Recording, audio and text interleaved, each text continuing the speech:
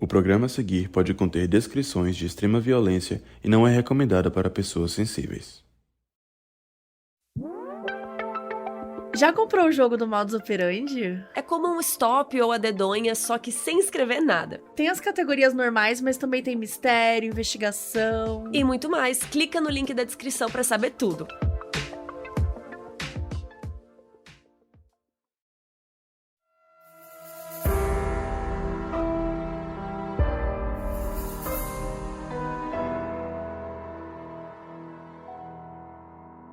Goiânia, 1987. 2 catadores de sucata encontraram um aparelho antigo num prédio abandonado. Várias pessoas pararam para ver o pó que tinha dentro. Ele brilhava no escuro com um tom azulado. Os curiosos olharam, admiraram e tocaram. Poucos dias depois, aconteceu o maior acidente radiológico da história do Brasil. E o maior do mundo ocorrido fora de uma usina nuclear. Eu sou a Carol Moreira. E eu sou a Mabê. E essa é a história da tragédia do Césio 137.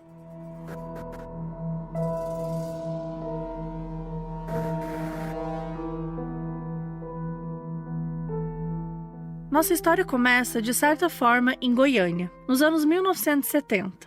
Nessa época, existia o Instituto Goiânia de Radioterapia, uma clínica privada especializada em estudos radiológicos. A clínica ficava num terreno que era da Sociedade São Vicente de Paula, que era administrada pela Santa Casa de Misericórdia de Goiânia. Os donos da clínica fizeram um acordo e conseguiram um terreno de graça. Como agradecimento, a única coisa que eles precisavam fazer era garantir exames gratuitos para os pacientes da Santa Casa de Misericórdia. Então estava tudo show. Ambas as partes eram felizes com o acordo e seguiam suas vidas.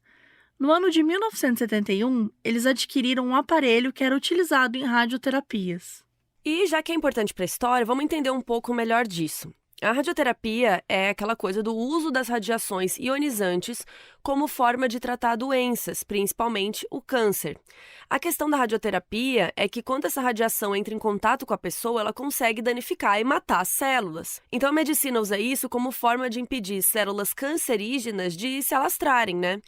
E claro que as outras células também são afetadas por isso, mas as células normais do nosso corpo, elas têm a capacidade de reparação maior do que essas células, por exemplo, de tumores, né? Só que é óbvio que tudo isso é estudado, né? Feito de uma maneira super cuidadosa, tem um tempo limitado, exatamente, nananã.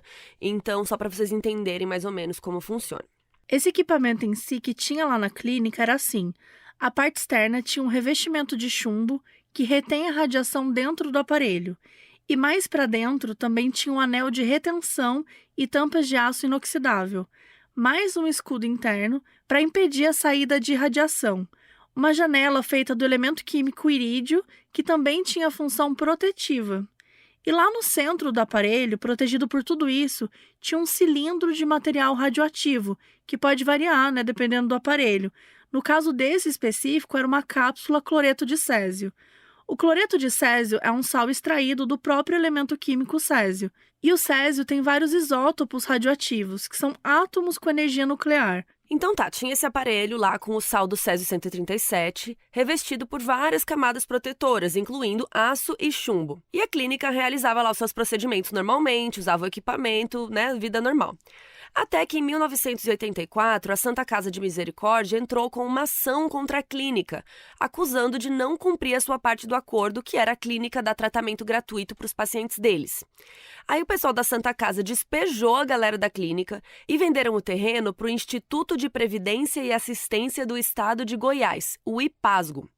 E aí todo mundo lá da clínica vazou, levaram suas coisinhas, mas esse aparelho ficou para trás e ficou esquecido. Ninguém tirou, o negócio ficou ali. O pessoal do IPASGO começou a demolição e tal, mas acabou ficando pela metade porque deu um problema judicial, então a justiça mandou eles pararem. Então ficou o negócio ali meio largado, um lugar meio abandonado, destruído. Nos anos em que o equipamento ficou ali abandonado, nem a vigilância sanitária e nem os órgãos responsáveis por fiscalizar a energia nuclear fizeram algum tipo de fiscalização ali. Ninguém foi lá catalogar o terreno depois que o pessoal da clínica saiu para ver se tinha algum equipamento ou se porventura tinha algum risco ali. E é até bizarro pensar, gente, nessa falta de supervisão, porque naquela mesma época aconteceu o acidente nuclear de Chernobyl. foi em abril de 1986, né, quando um teste de segurança na usina de Chernobyl acabou resultando na explosão do reator 4, que liberou uma quantidade preocupante de radiação no ar. E foi assim, divulgado pelo mundo todo, foi uma tragédia, foi bem horrível. Contando com mortes imediatas, a tragédia teve 31 vítimas que ou tiveram contato exacerbado com a radiação ou morreram no incêndio da explosão. Mas, ao longo prazo, contando pessoas contaminadas e com doenças causadas pela radiação, se estima que com o passar das décadas, inúmeras pessoas tenham morrido, só que é muito difícil chegar a um número exato, né? Porque muita gente ficava doente depois, né? Umas consequências dessa radiação. De qualquer modo, esse desastre fez o mundo inteiro debater sobre os perigos da energia nuclear, da radiação, e inclusive tem uma série da HBO que é incrível, de Chernobyl, assim, uma série de ficção, mas vale muito a pena ver, é muito foda. E é bizarro saber que mesmo sendo algo que aconteceu na mesma época, ninguém ligou, né? Tipo, os órgãos especializados lá de Goiânia, ninguém foi lá ver se a área era segura, né? E bom, até aqui tudo bem, mais ou menos. No dia 13 de setembro de 1987, 3 anos depois da desocupação da clínica, 2 homens estavam rondando aquela área. Os nomes deles eram Roberto dos Santos Alves, de 22 anos, e Wagner Mota Pereira, de 19 anos. Os dois eram catadores de sucata e estavam naquela região procurando materiais para levar para o ferro velho e vender. E para ajudar vocês a diferenciar, a gente vai referir pela idade, tá? O Roberto é o mais velho, o Wagner é o mais novo. Eles resolveram entrar no terreno onde ficava a clínica, lembrando que o imóvel estava semi-demolido, em ruínas e deixado ali de lado, né? Tinha mato crescendo, as portas estavam quebradas, então foi tranquilo para entrar. Eles acabaram encontrando o quê? Justamente o aparelho que estava ali abandonado.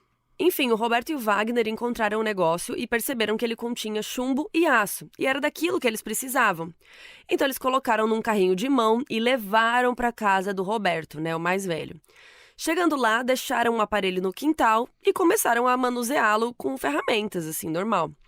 A primeira coisa que eles fizeram foi separar o revestimento de chumbo do resto do equipamento e aí eles foram desmontando todas as partes.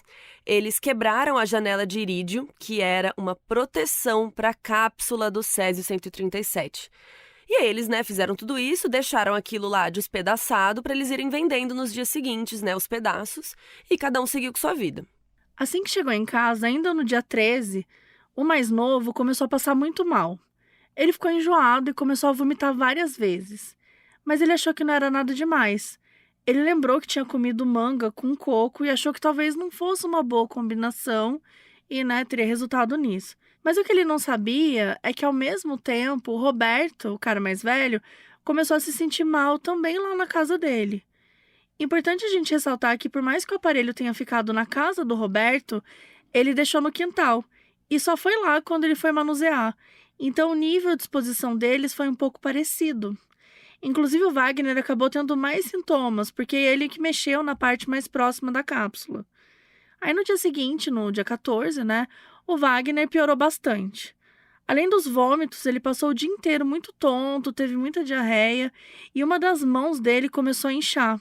No dia 15, ele acordou com queimaduras na mão e no braço. Viu que aquilo não estava legal mesmo e foi ao médico. E sabe o que o médico falou pra ele? Que era uma reação alérgica, que ele comeu alguma coisa estragada e deu nisso. Que comida estragada é essa que deixa a pessoa com queimadura? Não sabemos. Se você souber, comenta no nosso site modusoperandepodcast.com. A gente tem uma página para cada episódio com conteúdos extra, fotos e muito mais. Mas enfim, né? O médico falou que era, sei lá, uma alergia, beleza. O médico mandou ele passar uma semana em casa para ele repousar, beleza. Diferente do Wagner, o Roberto, ele não foi para o hospital, mas ele também ficou bem mal. Ele chegou a perceber que o cabelo dele estava caindo e que o olho dele estava fechando, assim, de um jeito estranho. E, em nenhum momento, nem o Wagner nem o Roberto chegaram a pensar que era devido àquele aparelho, né, a exposição, aquilo ali, porque com certeza eles não sabiam que aquilo era, né, o Césio-137, que aquela máquina, o que servia aquela máquina antes, né, eles não tinham como saber, estava ali jogado. Então os dias foram passando e o Wagner, que era o mais novo, né, ele foi melhorando, voltou a trabalhar um pouco assim, até que 4 dias depois, no dia 19, ele se reencontrou com o Roberto para finalmente eles venderem as partes daquele negócio lá que eles tinham recolhido juntos. E, gente, o que salvou eles foi o fato de que eles não entraram em contato direto com o Césio, porque a cápsula ainda estava fechada. Mas, infelizmente, nem todo mundo teria essa sorte.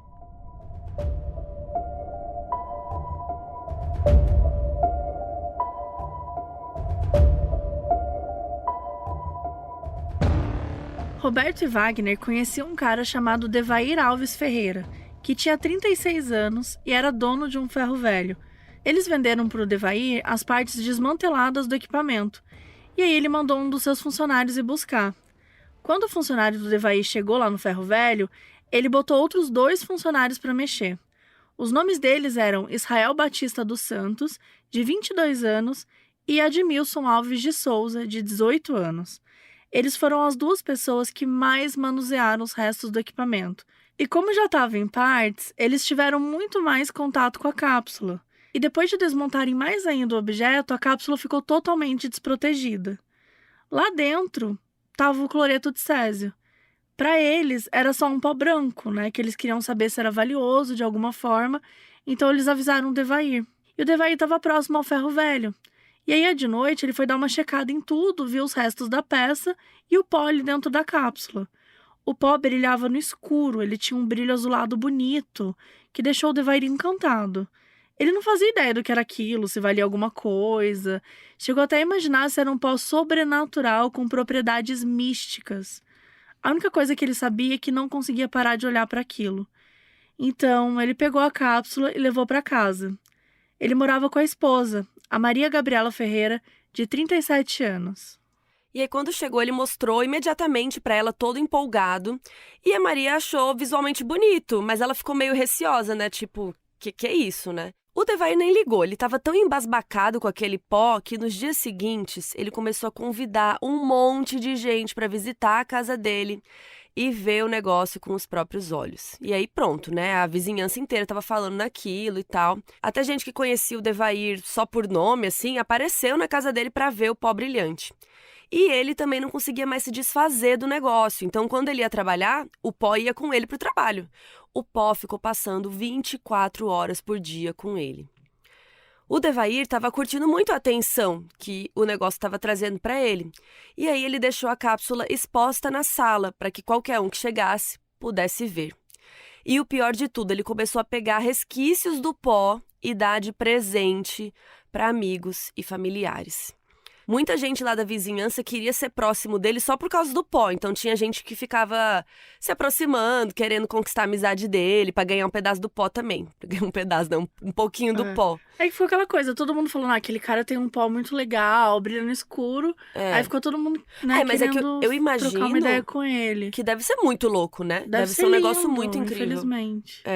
Infelizmente. No dia 21 de setembro, a Maria Gabriela, a esposa dele, acordou se sentindo muito mal, com vômitos e diarreia. Ela foi para o hospital, mas não conseguiram diagnosticar o que ela tinha. E aí ela voltou para casa e ficou tomando uns remédios X lá para enjoo, mas cada dia ela só piorava. No dia 23, o Wagner, um dos catadores que encontrou o aparelho, ele estava com as queimaduras no corpo, né? Ele foi internado no Hospital Santa Rita. O quadro dele tinha piorado bastante e ninguém conseguia entender o que era. Depois de 4 dias internado, a equipe médica chegou à conclusão que ele estava com sintomas de alguma doença de pele. Então ele foi transferido para o Hospital de Doenças Tropicais. Enquanto isso, no dia 24, o Devair recebeu uma visita do irmão, o Ivo Ferreira, que finalmente foi ver que pó era esse que estava todo mundo falando. O Ivo tinha 40 anos, tinha uma esposa chamada Lourdes e 3 filhos, um menino e 2 meninas. O Devair deu um pouco do pó para o Ivo levar para casa e mostrar para a família. Ele achava que as crianças iam gostar. Dos 3 filhos do casal, a gente tem que destacar a Leide, que era uma menininha de 6 anos. A Leide era muito fofa. O pessoal da vizinhança achava ela super gentil, carismática. Não tinha ninguém ali que não gostasse dela. E ela tinha uma relação muito próxima com o pai. Sempre percebia quando ele estava para baixo e tentava animá-lo. E ele levou o pó para casa na intenção de mostrar, principalmente para ela. E, dito e feito, né? Imagina, criança com aquele negócio doido, né? A Lady ficou obcecada. E aí ela ficou encantada com o brilho, tocou muito no pó. De todas as pessoas que tocaram no negócio assim ao longo dos dias, ela foi a que teve mais contato. Já a Lourdes ficou desconfiada, ela achou aquele negócio muito estranho, ela não quis chegar perto, mas ela acabou entrando em contato porque é ela que lavou as roupas do Ivo e das crianças depois. O Ivo tinha uma prima chamada Luísa Odete, que a Lady tinha, tipo, uma tia, assim. E aí ela ficou tão empolgada com o pó que pediu pra Luísa ir lá ver também o pó. E aí, como as famílias moravam perto, a Luísa foi. Aí a Lady apagou as luzes do quarto pra ficar, né, aquele brilho do pó no escuro. E aí todo mundo ficou ali prestando atenção. Aí o Ivo pegou um pouco do pó, passou no braço da Luísa, na prima, pra ela ficar com o brilho. Ai, gente... É muito triste ler isso, assim, que eles estavam manuseando isso. Desesperador saber depois, né? E aí, na hora de ir embora, ele deu um tiquinho do pó pra ela levar pra casa. E quando ela chegou, ela mostrou pro marido, o Kardec. Ele tinha mais de 60 anos, e pros filhos também. O Kardec não teve muito interesse no pó, não, mas acabou sendo contaminado por osmose. Por sorte, os 4 filhos da Luísa não mexeram no pó. Eles viram, acharam bonito, mas não tocaram. E eles deram sorte, porque todo dia saíam para brincar com a Lady e outras crianças da vizinhança, mas por algum motivo naquele dia eles não estavam afim. Enquanto isso, de volta na casa do Ivo, chegou a hora do jantar, e estava todo mundo tão vidrado no pó que o Ivo colocou ele na mesa enquanto eles comiam. Foi aí que ocorreu o momento mais grave de contaminação em todo o caso. A Lady ficou mexendo no pó enquanto comia, então os dedos dela ficaram sujos. E ela estava comendo com a mão, então assim, né, acabou ingerindo parte do pó. Além do Ivo, o Devair também tinha outro irmão, o Odesson Ferreira, de 32 anos, que também entrou em contato com o pó nesses dias. O Odesson era motorista de ônibus, gente, que agonia. Então, todo dia, o que ele fazia? Tava de ônibus rodando a cidade inteira. Nessa época, estima-se que 1.000 pessoas circulavam naquele ônibus dele por dia. Então, ele foi um vetor de contaminação muito importante.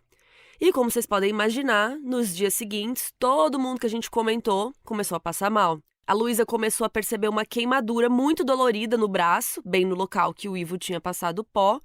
E logo na madrugada daquela noite que ela ingeriu um pouco do césio, a Lady começou a vomitar muito, a menininha, né? A boca dela ficou roxa, os pais ficaram desesperados. Todo mundo teve enjoo, vômito, muito cansaço, queimaduras, queda de cabelo. O próprio Devair não tinha nem paladar mais para comer. Relembrando, então, a cronologia até agora. No dia 13 de setembro, Roberto e o Wagner, né, chegaram lá, pegaram um aparelho na clínica. Dia 18, eles venderam para o ferro velho do Devair. O Devair levou para casa e desde então virou um tour, né? Um monte de gente começou a mexer no césio. E ao todo foram quase 2 semanas nisso até que descobrissem do que se tratava. E como que isso foi descoberto?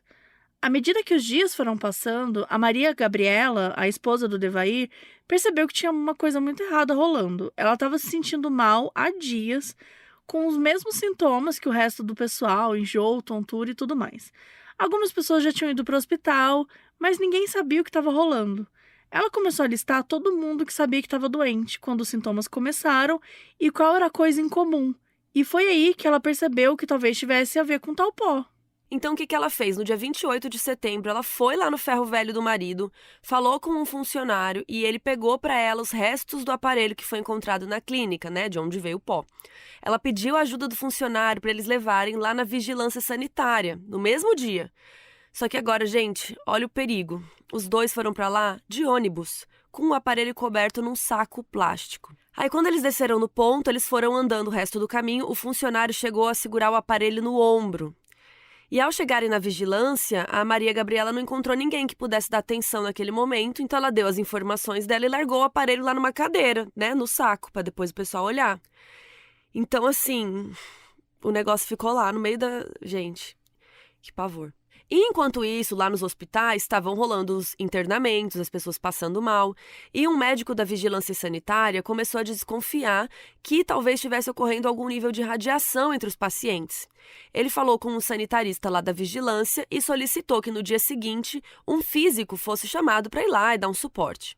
Dito e feito, no dia 29 de setembro, o físico Walter Mendes, da Secretaria de Saúde, foi lá na vigilância sanitária para examinar. Ele levou com ele um detector de radiação que tinha pego emprestado de uma agência de prospecção e mineração de urânio. Quando ele chegou a mais ou menos uns 80 metros de distância, ou seja, assim, um tamanho de um prédio de 20 andares, o detector começou a dar problema. Ele não conseguia medir mais. Ele nem chegou na vigilância, o negócio já tinha bugado. Ele achou que estava quebrado e voltou lá na agência para pegar outro detector. Falou que o dele estava quebrado. O cara que estava lá, responsável na hora, falou que o detector estava funcionando sim, que talvez ele que não soubesse mexer. O Walter falou que sabia mexer sim, que era para dar outro aparelho para ele. Ele voltou lá na vigilância sanitária com outro aparelho e quando chegou na mesma distância, deu o mesmo problema. Aí ele pensou, né? Ou é uma coincidência bizarra, né? Dos dois aparelhos estarem quebrados no mesmo dia, ou aquela área tá com tanta radiação que nem o detector conseguia medir. Mais ou menos nessa hora, o Walter viu um bombeiro do posto de saúde carregando um objeto muito estranho. O que era? O equipamento que a Maria Gabriela deixou lá no dia anterior. Ele foi perguntar o que o bombeiro ia fazer com aquilo. E o cara ia despejar no rio. No rio, que serve água para a população. Mano do céu. O Walter falou, pelo amor de Deus, não faça isso, né? E ele pegou o aparelho e colocou ele perto do treco. E obviamente que deu níveis altíssimos de radiação e o Walter ficou tão preocupado que ele mandou evacuar a vigilância sanitária. E aí ele foi conversar com as pessoas que tinham recebido o objeto, né? E perguntou quem que tinha levado pra lá. E eles falaram que tinha sido uma mulher do ferro velho, não sei o quê, e deram a localização pra ele e o Walter foi atrás dela. Só de chegar próximo ao ferro velho, o detector novamente deu aquele problema, aquela bugada de não conseguir medir os níveis de tão alta que a radiação estava. O Walter matou a charada. Tinha um aparelho radioativo rodando pela cidade sem nenhum cuidado. E era isso que estava adoecendo tantas pessoas. Ele foi imediatamente encontrar o secretário de saúde, que, por sua vez, entrou em contato com a Comissão Nacional de Energia Nuclear, o CNEM, responsável pela regulação do uso de energia nuclear no Brasil. E a CNEM, essa comissão aí da energia nuclear, mandou o diretor do Departamento de Instalações Nucleares para averiguar a história. Ele chegou em Goiânia na madrugada do dia 30, se reuniu com especialistas de radioproteção e eles mandaram um relato para essa comissão dizendo que a cidade estava passando por um incidente radioativo grave e que precisavam de todos os recursos nisso imediatamente.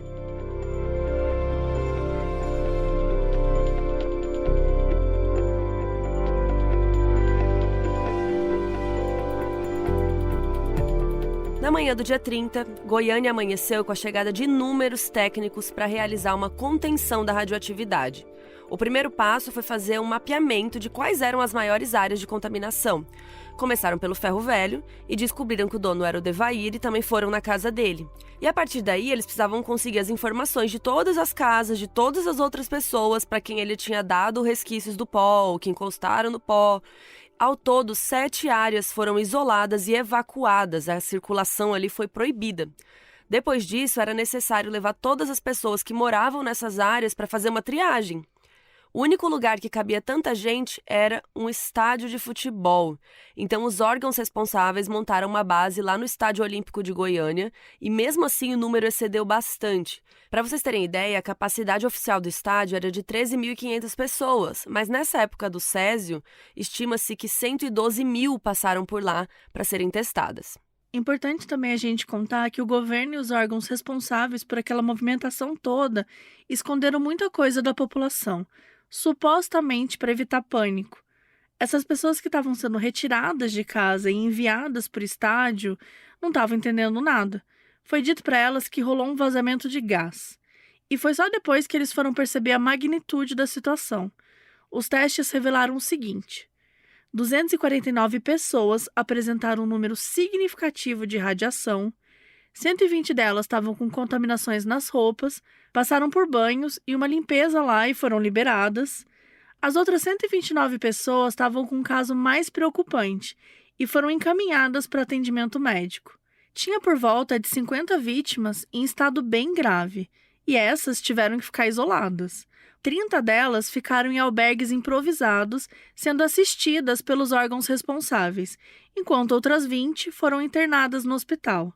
14 pessoas foram internadas no hospital do Rio de Janeiro em estado grave. Entre elas tinham Devair, o dono do ferro velho, a esposa Maria Gabriela, a sobrinha deles, Leide, a Luísa, que era prima do Devair, e o marido dela, o Kardec. O Odesson, um dos irmãos do Devair, foi um dos contaminados que foram liberados após o banho. E ele contou que foi uma experiência humilhante. O banho que deram nele foi com ele lá pelado, grudado na parede, e os profissionais usaram uma mangueira bem forte e uma vassoura que eles colocavam num balde, né? Tipo, esfregava a vassoura num balde cheio de produto e esfregava a vassoura na pessoa pelada. Depois que liberaram ele, recomendaram ele beber bastante cerveja, porque o álcool ajudaria a eliminar um pouco da contaminação interna que ele tinha. O casal Ivo e a Lourdes, eles tiveram uma contaminação moderada, mas a filha deles, a Leide, estava grave. Foi uma das pessoas mandadas para o hospital lá no Rio de Janeiro. O Ivo não foi um dos mais graves, mas ele estava mal também, então ele foi para o hospital, enquanto a Lourdes ficou lá no abrigo para contaminados por semanas. E ela não lembra quase de nada dessa época, porque ela tomava tanto remédio que ela ficava dopada. Um dos relatos mais completos que a gente tem de uma pessoa contaminada é o da Sueli Lina de Moraes, que era muito amiga da Maria Gabriela, a esposa do Devair. Ela era vizinha deles e morava perto do ferro velho. E a Maria Gabriela até contou para ela que ia levar o aparelho na vigilância sanitária. A Sueli foi para triagem no estádio, né, como todo mundo, e levou o filho de 6 anos lá. E aí os dois foram separados. O filho dela estava com a contaminação externa leve, só na camisa. Ela levou ele para casa e arranjou para que ele ficasse com parentes em outro lugar. E já ela foi uma das pessoas que precisaram ficar isoladas num abrigo especial. Ela passou ao todo 3 meses lá. E ela contou um pouco da experiência dela. Lá os contaminados precisavam tomar diferentes tipos de banhos, várias vezes durante o dia. Tomavam com água normal, vinagre e sabão de coco. E eles precisavam trocar de roupa de 30 em 30 minutos, gente. E assim, é isso mesmo, a cada meia hora, o dia inteiro, durante meses. Nossa, e assim, eles tomavam um remédio chamado azul da Prússia, que é usado especificamente para radiação. Ele tem substâncias que ajudam a eliminar o césio e talho do corpo. A Sueli falou que eles tomavam de 10 a 20 pílulas, a depender do nível de contaminação. E como eles ficavam lá todos descalços, né, o dia inteiro, no mesmo ambiente, normalmente o pé era um lugar muito contaminado. Então, várias vezes por dia, eles tinham que lixar o pé para ir tirando, né, a contaminação. E é muito louco a gente pensar, porque é um trabalho muito de formiguinha, né? Porque, pensa, não adianta um deles melhorar e os outros não. Todo mundo tinha que melhorar junto, ao mesmo tempo, seguindo os mesmos procedimentos, até todos ficarem fora de perigo. Outra coisa que a Sueli disse é que eles não tinham permissão para ver ninguém, não podia ter visita, não podia ter nada, né, que é óbvio, mas é muito triste. E eles não podiam assistir nem televisão, para não saberem as notícias de fora sobre o caso e ficarem com medo, ficarem abalados. Até porque se eles tivessem visto as notícias, eles saberiam que realmente ainda tinha muita coisa para acontecer.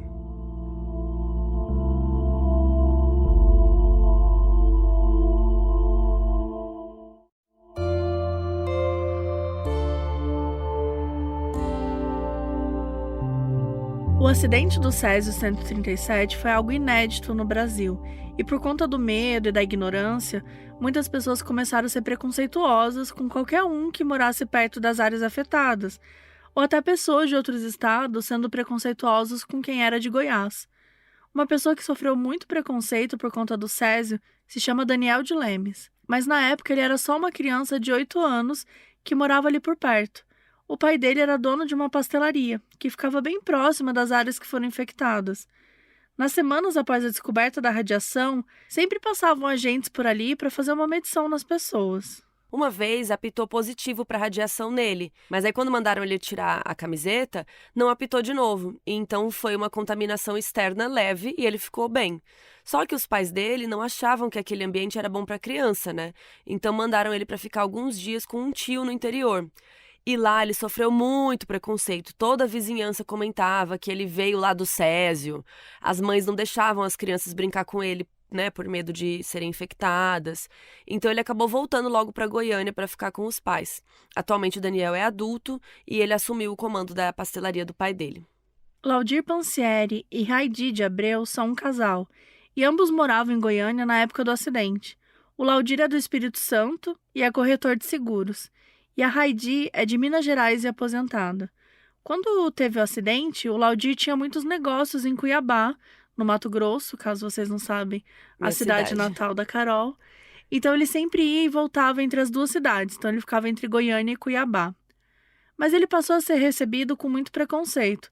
As pessoas perguntavam se ele estava contaminado, questionavam se não era melhor ele ficar em Goiânia ao invés de ficar viajando. O Laudir começou a ficar paranoico de verdade, então ele decidiu ir num lugar onde fazia medição de radiação e deu que ele não estava contaminado. Deram um laudo com essa informação para ele e ele começou a andar por aí com esse documento no bolso para mostrar para qualquer um que questionasse. Já a Heidi estava fazendo faculdade na época e ela sofria muito preconceito dos colegas por morar perto de uma das áreas contaminadas. O pessoal da sala ficava brincando que ela era radioativa, que ela estava com césio, e ela ouvia muitas piadas sobre isso, e ela fingia que não se importava, ela levava na zoeira, assim, mas no fundo ela ficava bem chateada. Quando eles iam para Minas para visitar a família dela, também, mesma coisa. A vizinhança ficava toda agitada, faziam perguntas, tinha gente que não chegava perto dela. Eles chegavam de carro e depois não usavam para mais nada, porque a placa era de Goiânia. Então, se eles saíssem pela cidade, as pessoas ficavam perguntando. Então, eles deixavam o carro na garagem e ficavam sem usar.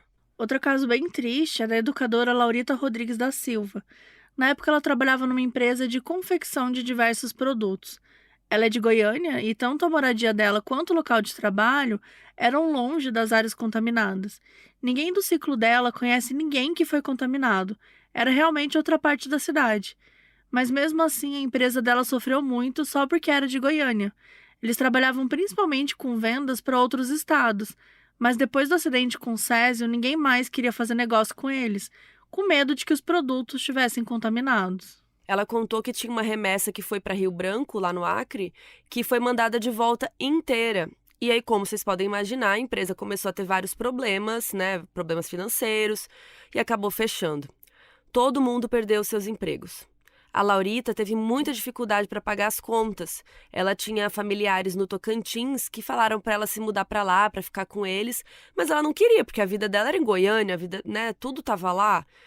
E depois ela conseguiu se reerguer, ficou em Goiânia, mas é bizarro a gente pensar isso, né? Que ela morava numa outra área, que ela não teve interação nenhuma com ninguém, com nada do césio, mas isso acabou resultando em ela perder o emprego, perder o trabalho dela. Enquanto muita gente estava tentando lidar com o preconceito, ainda tinham pessoas contaminadas pelo césio que estavam tentando sobreviver. Como a gente comentou, os casos graves foram enviados para o Hospital do Rio de Janeiro.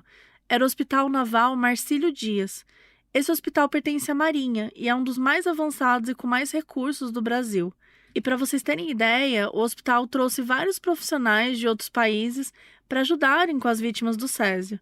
E para entender o nível de gravidade, né?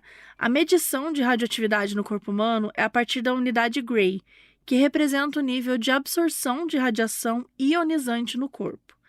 Quando a gente tira um raio-x, a gente está sendo exposto a 1 milésimo de grau, 0,001 Gray, por exemplo.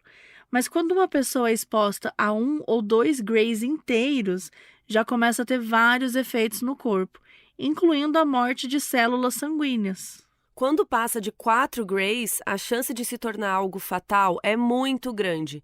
E com o césio, teve gente que foi exposta a 4, a 5, até 6 Grays.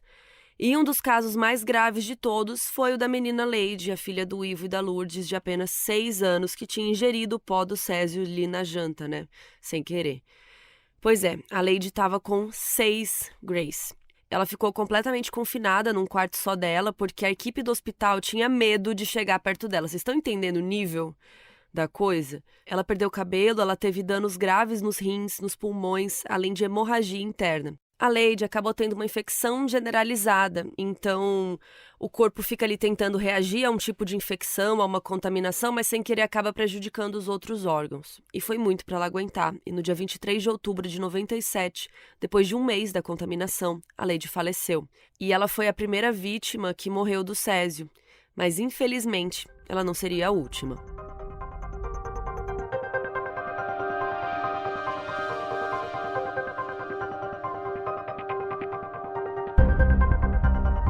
No dia 23 de outubro, fazia pouco mais de um mês desde o início da contaminação do césio. Uma das pessoas que mais estava mal de saúde era Maria Gabriela, a esposa do Devair, né, dono do ferro velho. Foi ela quem percebeu que tinha algo errado com o pó e levou o resto do equipamento para a vigilância sanitária. A Maria Gabriela estava com 5,7 grays de radiação, e lembrando que a partir de 4 já pode ser fatal. Ela teve uma hemorragia interna quando ela estava no hospital, incluindo nos olhos e no trato digestivo. Ela também teve queda de cabelo. E até que ela não resistiu mais e faleceu aos 37 anos, no mesmo dia que a sobrinha, a menina Lady. Do ponto de vista midiático, a Lady se tornou o grande símbolo imagético do acidente do Césio 137. A morte dela teve muito mais cobertura da mídia do que as que viriam depois.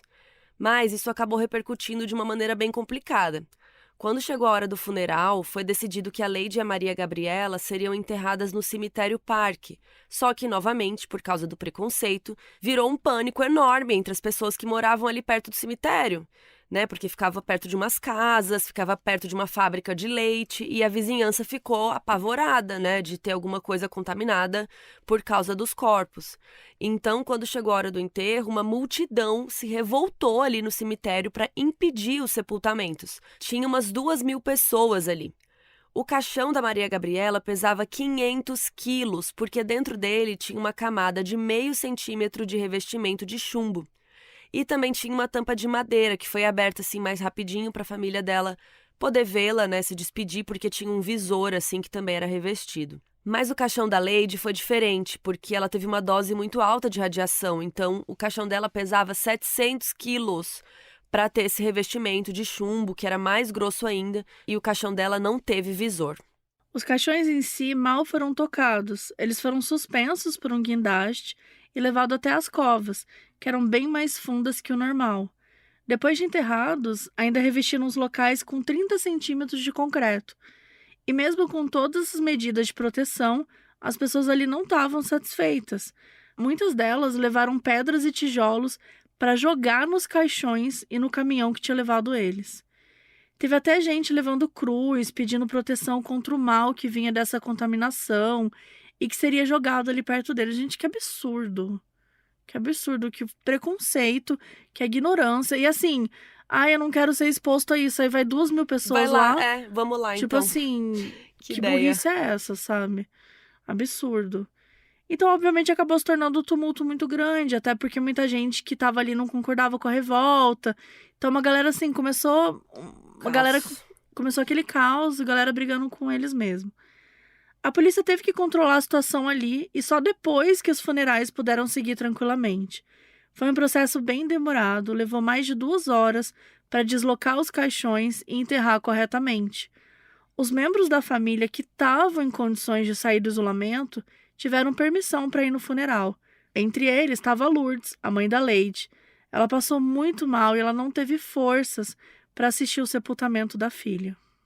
Infelizmente, não demorou muito para a gente ter mais vítimas fatais do acidente com o Césio.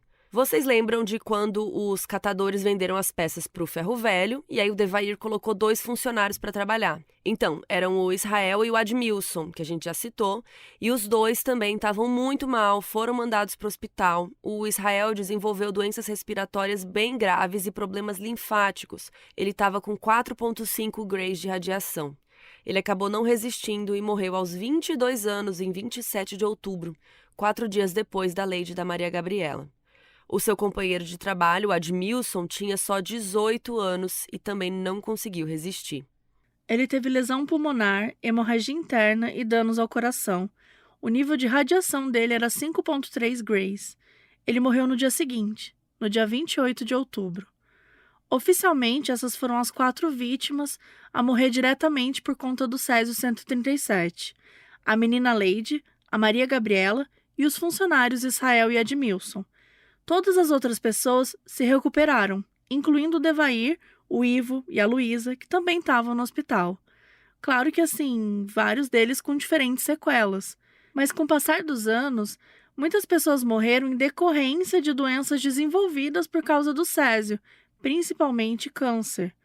Dados de 2012 da Associação de Vítimas do Césio 137 aponta que 104 pessoas morreram indiretamente por conta do Césio e mais de 1.600 tiveram problemas de saúde por causa dele.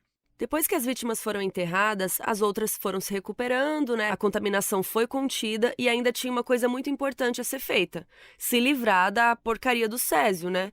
E aí, depois de muito debate, as autoridades e os órgãos especializados resolveram usar um terreno lá em Abadia de Goiás, na região metropolitana de Goiânia, para criar um depósito de lixo radioativo. Considerando todos os dejetos contaminados pelo césio, então, roupas, calçados, objetos, tinha aproximadamente 40 mil toneladas de lixo radioativo. Quem ficou responsável por tudo foi a Comissão Nacional de Energia Nuclear, a CNEM. Eles usaram vários materiais para embalar tudo, desde tambores metálicos até um container enorme, por causa, né, do tanto de lixo que tinha. E aí eles colocaram todos os objetos num terreno lá em Abadia, inicialmente de forma provisória. Depois de avaliarem vários possíveis locais, eles decidiram que lá onde já estava era o melhor lugar mesmo. Isso porque os testes deles indicavam que o solo daquela área não tinha água subterrânea que pudesse ser consumida pelo município. Então, se o césio ficasse ali, ele não teria como vazar para nenhum lugar. Sendo assim, esse terreno acabou se tornando o primeiro, e até hoje o único, depósito de lixo radioativo definitivo do Brasil. Para evitar o contato, adicionaram terra e grama por cima do terreno e deixaram todos os contêineres e caixas em cima de uma plataforma de concreto, sem contato direto com o solo. E mesmo com todos esses procedimentos, os moradores de Abadia de Goiás não gostaram nada do césio ir para lá. Todo mundo ficou com muito medo, né? Então rolaram vários protestos.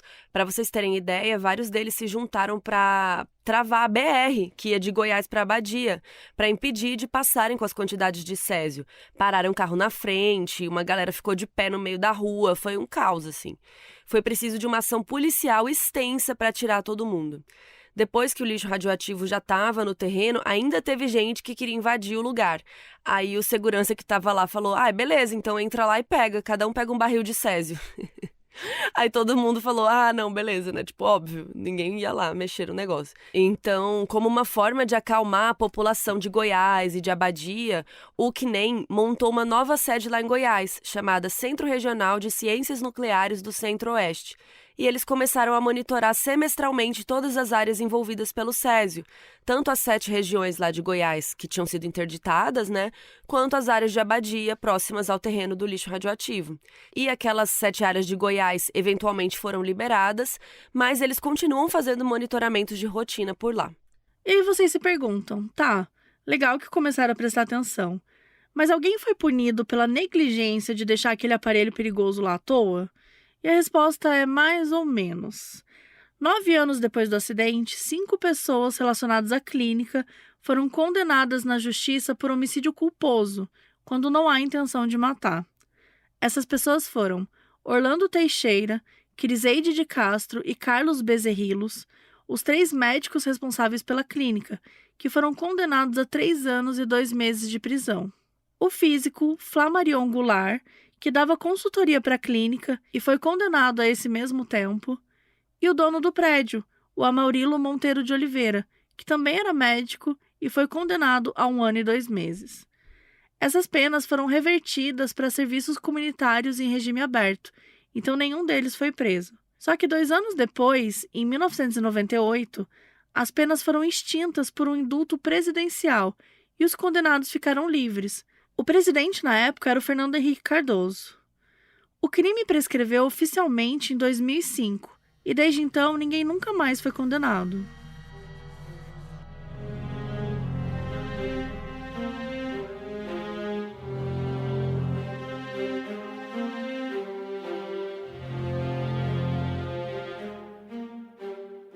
Nos anos seguintes ao acidente, a gente teve várias repercussões na vida das pessoas envolvidas, algumas delas muito tristes. O Supremo Tribunal de Justiça condenou o estado de Goiás a pagar uma indenização para as vítimas do acidente para ajudá-los a reconstruir a vida. Mas, mesmo com essa ajuda financeira, eles ainda tinham muitas marcas difíceis para pagar. O Devair, o dono do ferro velho, se sentiu muito culpado, imagina, gente. Ele que levou o césio para a família, ele que ficou distribuindo, então ele sentiu que as mortes eram responsabilidade dele, mas, né, gente, ele não tinha como saber. Né? Ele não fez por mal, não... Imagina, o negócio era super legal, brilhante, tipo... coitado, como que eles iam saber? Ele perdeu a esposa também, né, a Maria, e nos anos seguintes ele se refugiou muito no álcool, porque foi a maneira que ele encontrou para lidar com tudo isso, e ele acabou falecendo em 94, 7 anos depois do acidente. Ele estava com 43 anos. Inicialmente, os médicos deram a causa da morte dele como cirrose hepática, mas depois da autópsia se descobriu que ele tinha câncer em 3 órgãos, muito provavelmente, né, por causa da radiação. Já o irmão dele, o Ivo, e a esposa Lourdes tentaram reconstruir a vida depois que eles perderam a filhinha, a Leide, né? Em 98, eles se mudaram para Aparecida de Goiânia, que fica a uns 20 quilômetros da capital. Eles compraram uma casa com o dinheiro de indenização que receberam do Estado, e lembrando que eles ainda tinham 2 filhos, né, um menino e uma menina. O Ivo, assim como o Devair, se sentiu muito culpado por tudo que aconteceu, principalmente pela morte da Leide, né? Ele desenvolveu depressão, além de um vício em cigarro. As pessoas próximas diziam que ele fumava 6 maços de cigarro por dia. Ele faleceu em 2003, 16 anos depois do acidente, por conta de uma enfisema pulmonar. Ele tinha 56 anos. A Lourdes ainda está viva. Ela tem 69 anos atualmente e continua em Aparecida de Goiânia. Até hoje ela tem muitas marcas de tudo que aconteceu, mas disse que, já que Deus quis deixá-la viva, que ela tem a obrigação de tentar ser feliz. Achei bonitinho isso. A casa dela é cheia de plantas e é a coisa que mais alegra ela. Ela disse que é muito difícil, que ela se sentiu abandonada pelo mundo e que a família dela sofreu demais. Contou, inclusive, que o filho dela tentou tirar a própria vida algumas vezes nos anos seguintes da tragédia. E se sentiu abandonada pelo Estado também, porque durante a pandemia, ela reclamou que o Centro Estadual de Assistência aos Radioacidentados parou de dar suporte a ela. E esse centro servia para ajudar as vítimas do Césio de diversas formas, com consultas, exames, remédios, transporte para a capital, etc. E ela falou que na pandemia ela ficou completamente desassistida, o que é um absurdo, né, gente? Porque todas essas práticas, principalmente quando envolve saúde, sabe? Na pandemia não podiam deixar essas pessoas desassistidas, sabe? Então é bem triste isso que ela falou. Hoje em dia, ela é avó e bisavó, e o tempo que ela passa com os netos e os bisnetos é uma das poucas coisas que a alegram, e ela confessou que ela não se considera uma pessoa feliz. O Odesson, irmão do Devair e do Ivo, ainda está vivo. Hoje ele tem 67 anos e é aposentado. Ele mora sozinho numa chácara, também em Aparecida. E ele contou em entrevistas que até hoje a família dele sofre muito preconceito nas ruas. As pessoas têm raiva deles porque consideraram eles os responsáveis por toda a crise, né? E muitos também por ignorância, porque acham que vão ser contaminados, não querem chegar perto, né? Por exemplo, o Odesson hoje em dia ele é motorista de aplicativo e ele contou que já ouviu comentários dos passageiros com medo de ficar dentro do carro com ele com a janela fechada, coisa do tipo. Então, assim, 30 anos depois, tem gente que acha que eles ainda estão contaminados e vão infectar os outros, né? E o Odesson disse que ele teve que transformar essa dor em combustível para sobreviver, para retomar a vida dele. E uma coisa muito legal, ele decidiu criar forças para ajudar outras vítimas. Ele chegou a ser presidente da Associação de Vítimas do Césio 137. O Odesson já contou que no tempo dele como presidente, ele conheceu muitos técnicos de radiologia que ele considerou despreparados para a função. Disse que até hoje não viu nenhum estado do Brasil tomar medidas afetivas de treinamento para impedir que outros acidentes como o do Césio ocorram.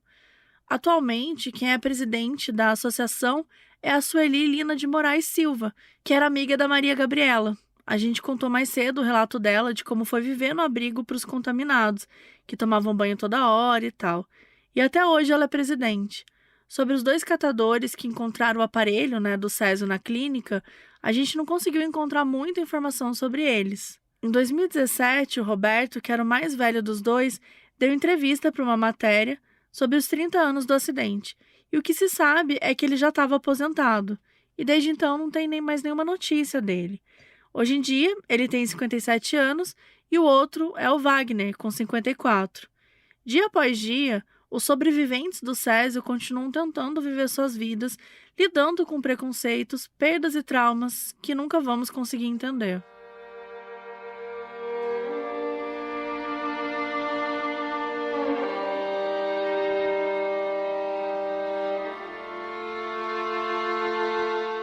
Mais cedo, a gente falou das pessoas que foram condenadas como responsáveis por essa crise, pelo acidente.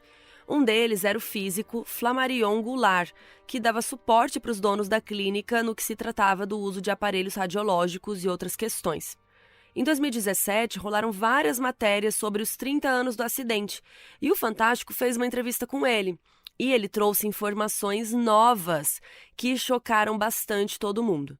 Ele contou que aquele aparelho não era para estar ali no local abandonado da clínica, o que era muito óbvio, né? Mas enfim, ele contou que ele achava que o aparelho tinha sido transferido para um hospital e que, inclusive, ele próprio tinha acompanhado essa questão.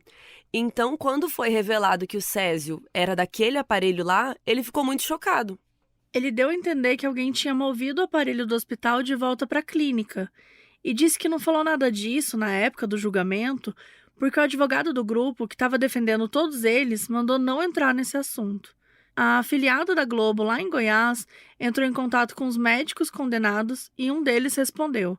Disse que não teve nada disso não e que o aparelho estava na clínica há anos e continuou lá.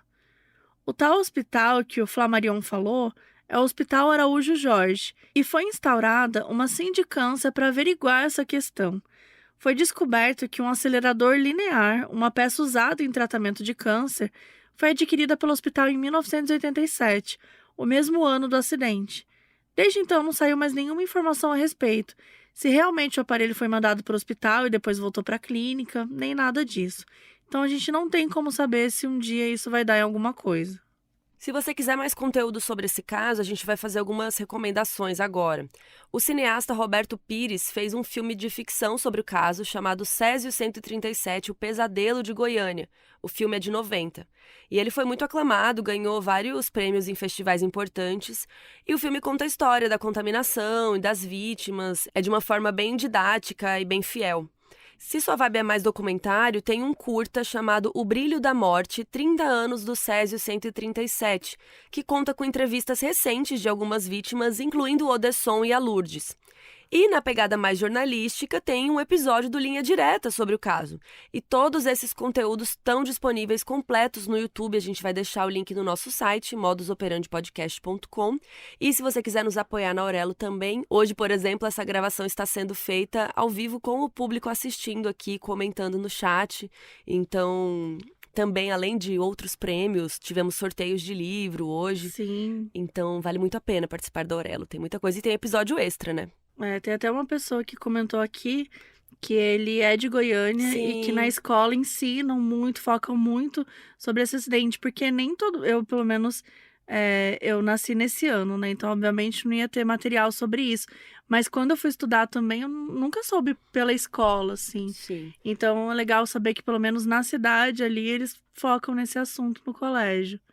E o caso do Césio 137 foi o maior acidente radiológico da história do Brasil e um dos maiores do mundo. Na escala internacional de acidentes nucleares, que vai de 1 a 7, o acidente de Goiânia foi classificado com nível 5, que é bem alto. Oficialmente, foram 4 mortes imediatas causadas pela contaminação, mas com o passar das décadas, a gente teve várias pessoas morrendo de doenças decorrentes do césio, como câncer. Isso sem falar das vítimas que ficaram vivas e sofreram muito, das pessoas que perderam amigos, filhos, parentes, das pessoas que sofreram simplesmente por estar em Goiânia na época. É uma tragédia que deixou muitas marcas e que mostrou como a negligência com materiais perigosos pode destruir vidas para sempre.